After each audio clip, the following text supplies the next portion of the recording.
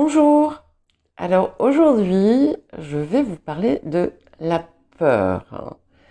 Alors, qu'est-ce que c'est déjà la peur? Eh bien, la peur, c'est une émotion qui naît dans notre cerveau limbique, le cerveau dit archaïque, et qui est quelque chose de commun à tous les êtres vivants, puisque c'est quelque chose qui se déclenche quand on se sent menacé par un danger physique.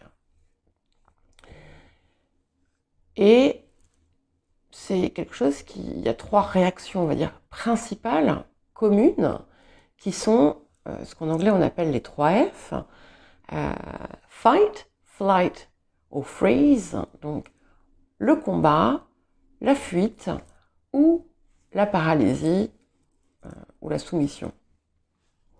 Et aujourd'hui, moi je vais m'intéresser à la troisième, qui est la paralysie.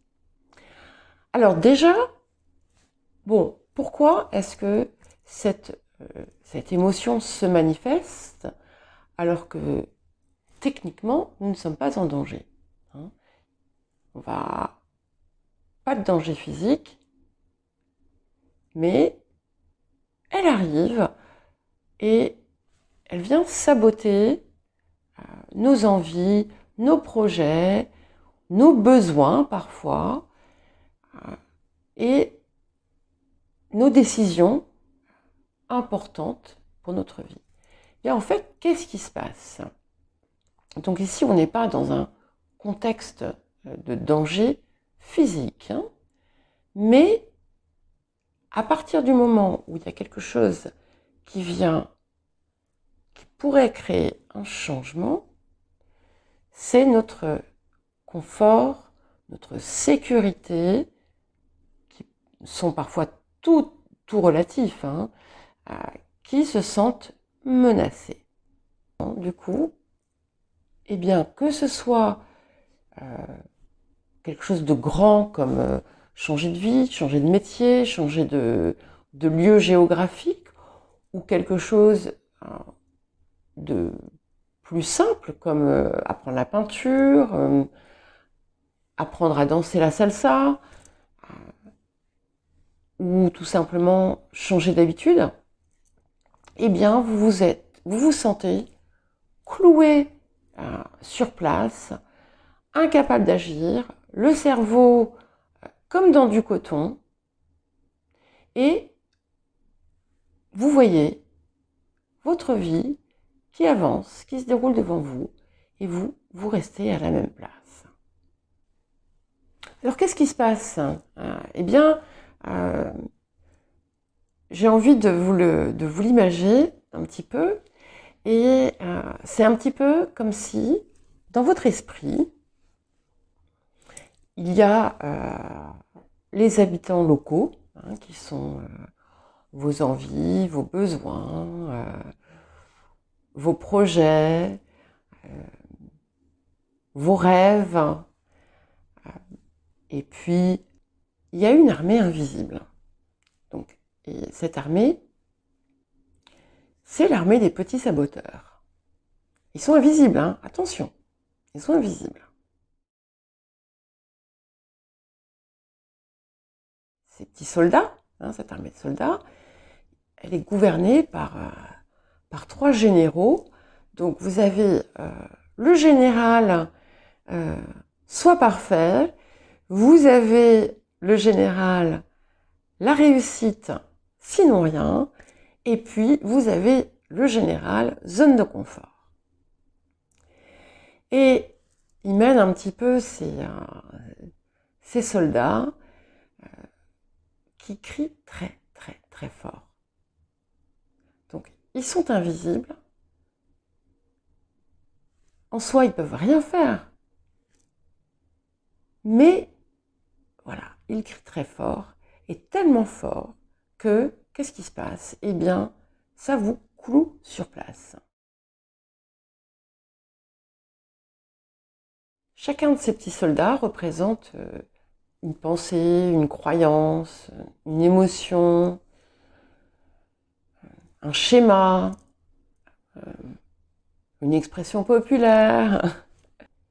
Et puis du coup, eh bien, qu'est-ce qui se passe? Vous avez une première envie, et là, il y a un premier soldat qui va vous crier « Ah, mais t'es pas cap !» Du coup, qu'est-ce qui va se passer? Le petit bonhomme en vie, il va reculer un petit peu. Et puis, le soldat t'es pas cap, il va recommencer à crier. Et puis, va se rajouter t'es nul. Et puis, va se rajouter c'est pas assez bien, etc., etc. Et vous allez reculer de plus en plus, et vous essayez d'avancer, et puis ensuite, qu'est-ce qui se passe? Eh bien, il y a « Ah, c'est pas bien de reculer !» Le petit soldat culpabilité qui va venir se rajouter, et au lieu du coup de vous faire avancer à nouveau et bouger, eh bien ça va vous bloquer encore plus. Et à la fin, eh bien on peut se retrouver totalement anéanti, et c'est comme ça que eh bien parfois on va se retrouver un dimanche, le dimanche matin à 9h. On a décidé de faire plein de choses. Donc d'abord, du ménage, et je trie mes papiers importants. Ensuite, je vais faire une balade. Ensuite, j'attaque la 5e leçon du chinois pour les nuls. Et ensuite, je prends 1h30 ce soir pour me poser et réfléchir à ce que je vais mettre en place pour changer ma vie. Parce que j'en ai marre de mon métier. Et voilà, j'ai besoin que ça soit plus en accord, que ma vie soit plus en accord avec ce que je suis. Et puis, on va se retrouver à 19h où on n'aura rien fait. On aura passé la journée dans le canapé, figé, parfois en regardant la télé, parfois avec un livre, hein, ce qui est très très bien.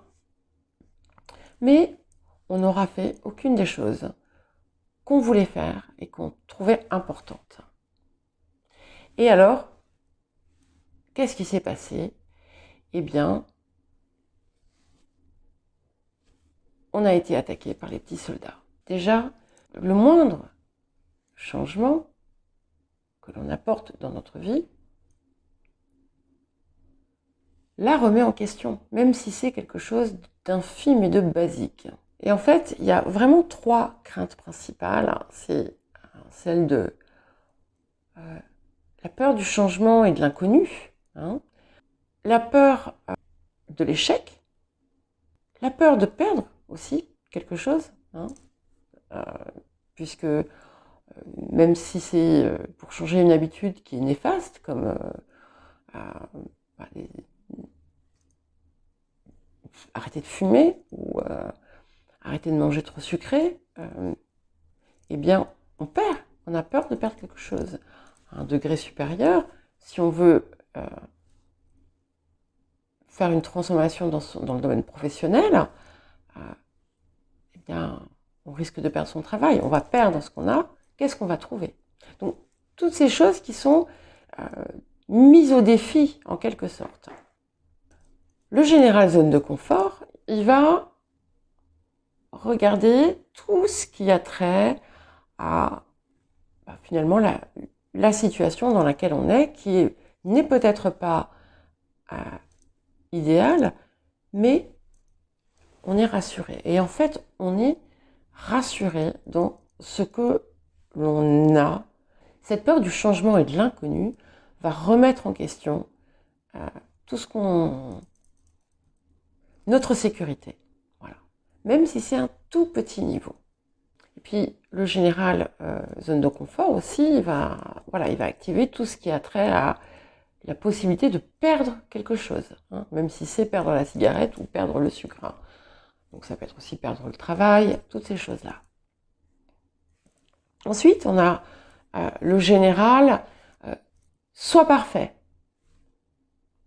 Alors, ce général soit parfait, il nous impose de savoir, de connaître tous les processus nécessaires à ce que l'on fait.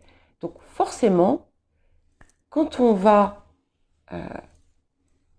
vers quelque chose de nouveau, quand on veut enclencher quelque chose de nouveau ou un changement, il y a forcément une part d'inconnu et de choses que l'on ne sait pas. Ça, c'est aussi c'est quelque chose qui fait peur et qui nous met en insécurité. Dedans aussi, on va avoir le perfectionnisme, qui est un ennemi redoutable, parce que le perfectionnisme, ce ne sont pas que des personnes qui accomplissent énormément de choses dans leur vie et qui arrivent à tout mener de front.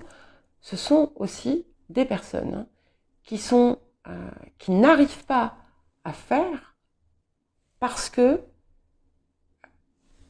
elles ont peur de ne jamais être à la hauteur, que ce ne soit jamais assez bien. Et donc là où on a aussi le problème de notre propre valeur, de la valeur que nous nous accordons et que nous pensons avoir. Et puis, pour finir, on a le général, la réussite, sinon rien. Et là, c'est celui qui va dominer tout ce qui est la peur de l'échec. La peur de l'échec, c'est quelque chose de très courant et qui prend beaucoup, beaucoup trop de place. Parce que c'est quoi en fait un échec? Un échec, c'est simplement quelque chose qu'on peut recommencer. C'est une erreur, c'est une leçon, c'est tout ce qu'on voudra, mais c'est pas une fin en soi. Mais par contre, elle est tellement stigmatisée par le vécu, par l'école, parfois par les parents, que nous en sommes imprégnés sans même nous en rendre compte. Voilà, bon, évidemment, hein, je brosse un tableau un peu grossier de la situation. Et voilà.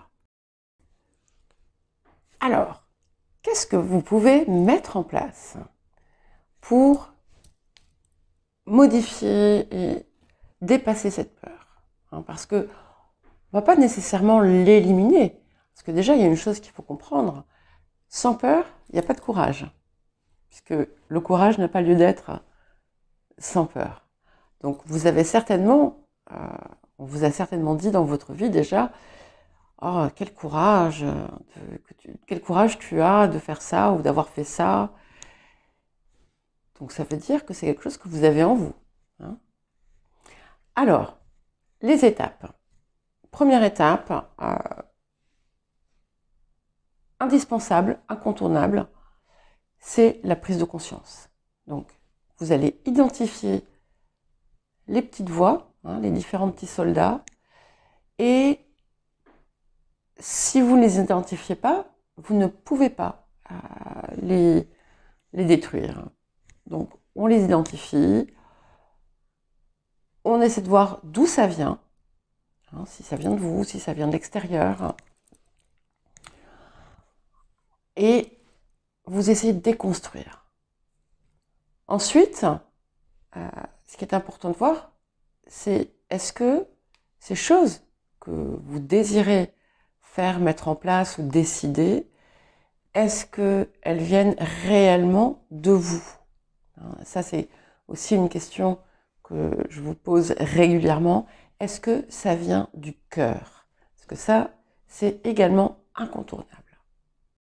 Troisième chose, quand vous sentez l'inconfort physique, recourez au havening, la technique psychosensorielle qui fait appel au toucher, au mouvement oculaire et à la visualisation que je vous ai montré dans une précédente vidéo et je vais mettre le lien dans la description. Et n'hésitez pas à l'utiliser aussi souvent que nécessaire. une quatrième chose que vous pouvez faire aussi, c'est déclencher de l'énergie. Alors, pour faire ça, vous pouvez utiliser la musique, mettre une musique entraînante, vous lever et vous mettre à danser. Et donc, du coup, vous allez modifier votre énergie physique et ça va vous aider à rentrer dans une forme d'action quelconque. Une cinquième chose que vous pouvez faire aussi, c'est vous visualiser. Si par exemple, vous êtes tétanisé à l'idée de prendre la parole en public, eh bien, imaginez-vous, visualisez-vous en train de le faire avec aisance et calme, sans stress, jusqu'à ressentir, jusqu'à réellement avoir l'impression d'être en train de le faire. Et là, c'est pareil, vous pouvez répéter l'opération à plusieurs reprises. Sixième chose qui est très importante, après qui ne sera pas juste pour tout le monde, mais voilà, c'est à vous de faire vos choix, c'est surtout ne recherchez pas la perfection. La perfection est un frein. La recherche de la perfection est un frein. Ça va souvent vous ralentir dans l'action et vous empêcher de faire les choses. Je vais vous donner un exemple. La première fois que j'ai voulu créer un cours en ligne, donc ça impliquait que je fasse des vidéos, en plus de créer un contenu écrit. Et je pense que j'ai dû faire peut-être 1 millier de vidéos. Oui. Et je n'en ai utilisé aucune. Et un jour, j'en ai eu assez, j'ai dit stop. Donc, qu'est-ce que j'ai fait? J'ai fait n'importe quoi. Bon. Je les ai faites. 2 étaient encore plus catastrophiques que les autres parce qu'il y en avait une où je venais de faire du sport, donc j'avais gardé ma tenue de sport. J'étais échevelée, encore rouge. Et l'autre, j'étais allée à une soirée et j'étais un petit peu pompette, donc pas très claire dans mon discours. Mais c'est pas grave, j'ai fait ça et j'ai tout publié dans l'espace où je proposais le cours. Et le lendemain, ça a déclenché quelque chose. Et j'ai pu tout refaire de façon beaucoup plus naturelle, sans avoir à aller dans l'excès inverse. Et c'était tout à fait correct. Et c'était pas parfait, mes vidéos sont loin d'être parfaites, mais c'est pas grave. Et en fait, c'est pas important. Ce qui importe, c'est ça, c'est de faire cette chose qu'on a décidé de faire et de la faire du mieux possible, sans pression et sans rechercher la perfection parce qu'elle nous enferme. Et le juge, le regard extérieur ne doit pas vous faire peur. Et une septième chose que je vous propose de faire, c'est, et là je pense que tout le monde gagnera à le faire, c'est de vous imaginer que vous êtes mort et vous vous retrouvez là où on va après la mort. Donc si vous n'êtes pas du tout croyant, c'est pas grave, mettez un petit peu de fantaisie, un peu d'imagination, où vous vous retrouvez, imaginez-vous sur votre lit de mort, et là, il y a quelqu'un qui vient vous montrer 2 films. Le premier film, c'est le film de votre vie que vous avez vécue, telle qu'elle. Et le deuxième film, c'est la vie que vous auriez vécue si vous n'aviez pas eu peur. Et à la fin, eh bien, vous faites un petit bilan et vous décidez vers où vous voulez aller. Voilà pour aujourd'hui et j'espère que ça vous aura un petit peu aidé à avancer. À bientôt!